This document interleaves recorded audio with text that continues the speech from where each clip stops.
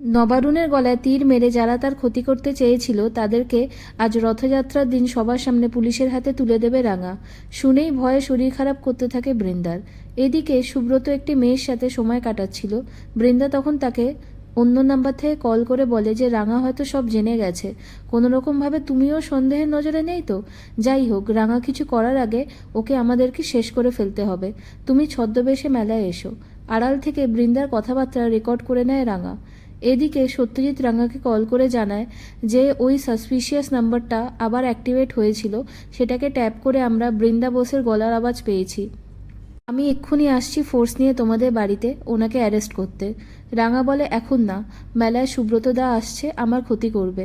তখন আমরা প্রমাণসহ ওদেরকে হাতে নাতে ধরবো আর সত্যিটা স্বীকার করাবো, তখনই অ্যারেস্ট করিস। এদিকে একলব্য ঘরে আসে আর রাঙাকে আবারও অপমানজনক কথা বলতে থাকে। তারপরে রাঙাকে জিজ্ঞাসা করে, তুমি কাল রাতে আহিরির কাছে কেন গিয়েছিলে? ও অ্যাক্টিং করছে কিনা সেটা দেখতে? না, ও অ্যাক্টিং করছে না, ওর অবস্থা সত্যিই খুব খারাপ, আর এই সবের জন্য আমিই দায়ী। রাঙা বলে যে আমি গিয়েছিলাম আহিরি দিদির জীবনটাকে আবার কি করে ঠিক করে দেওয়া যায় সেই ব্যবস্থা করতে, আর ওর এই অবস্থার জন্য তুই নিজেকে দায়ী করে অপরাধবোধে ভুগছিস, যা দেখে আমারও কষ্ট হচ্ছে। তুই যদি বলিস তাহলে আমি আহিরি দিদির ওপর থেকে সমস্ত অভিযোগ তুলে নেব। ও সুস্থ হয়ে উঠে এই বাড়িতে ফিরে আসুক। তোর আর আহিরি দিদির মাঝখানে আমি কোনোদিনও আসবো না।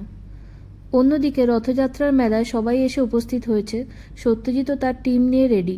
রাঙা ঠাকুরের কাছে প্রার্থনা করছিল, তখন তার হাতে ধনুক তুলে দিতে চায় নবারুণ। প্রমিতাও তীর নিয়ে আসে আর রাঙাকে অনেক বোঝায় যে তোর দোষ ছিল আমাদেরকে কিছু না জানিয়ে মিশনে গিয়েছিলি। তবে নবারুণের সাথে যেটা হয়েছে সেটা তো একটা ষড়যন্ত্র। সেই অপরাধীদের আমরা খুঁজে বের করব।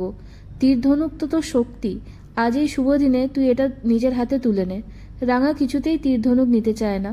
এদিকে মেলাতে সুব্রত ছদ্মবেশে এসে হাজির, বৃন্দার সাথে প্ল্যান করছিল রাঙার ক্ষতি করার।